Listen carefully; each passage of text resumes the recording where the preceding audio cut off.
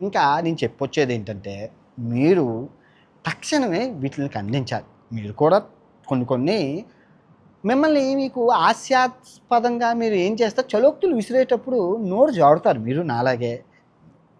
ఒకటే కుంపట అయినప్పుడు ఏం చేస్తా ఇప్పుడు మాట్లాడేటప్పుడు మనం వాక్చాతుర్యం అనర్గళంగా ఉంటుంది. మంత్రాలు చెప్పి చెప్పి చెప్పి నాలుక అలా కొన్నిసార్లు తప్పులు దొర్లుతూ ఉంటాయి. మహాభారతం చెప్పేటప్పుడు చాగంటి కోటేశ్వర్ గారు ఎన్ని తప్పులు చెప్పారో తెప్పించి సరిదిద్దుకున్నారు అనుకోండి, చూపించమంటే చూపిస్తాను. ఆయన చెప్పిన మహాభారతంలో ఇన్ని తప్పులు వెతికాను. ఆ తర్వాత తమరు చెప్పింది విన్నాను.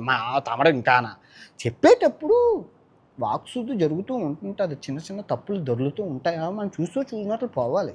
అంతేగాని ఎక్క తోక తోక పెక్కుంటే పోయేది ఎవరండి నాకు తెలియగలుగుతాను.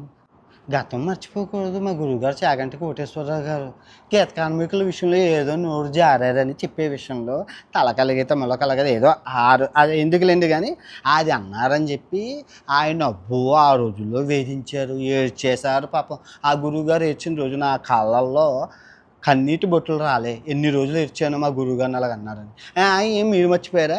మీరు ఏడ్చారు అవదానం చెప్పండి బాబోయ్, నన్ను వేధిస్తున్నారు బాబోయ్, మీరు ఏడ్చారు. ఇప్పుడు నా వంతు ముగ్గురు త్రిమూర్తులం కాబట్టి ముగ్గురికి అక్షింతలు పడ్డాయి. చూసి చూడనట్లు పోవాలి. వేదం తెలిసిన శాస్త్రం ఏం ఘోషిస్తుందో చెప్పాల్సిన మనం చెప్పేటప్పుడు ఇలా తప్పులు దొరుకుతూ ఉంటాయి. చూసి చూడనట్లు పోవాలి, కానీ అదే పెద్ద తప్పు అన్నట్లు సీతం అక్కడ అర్థం చెప్తుంది.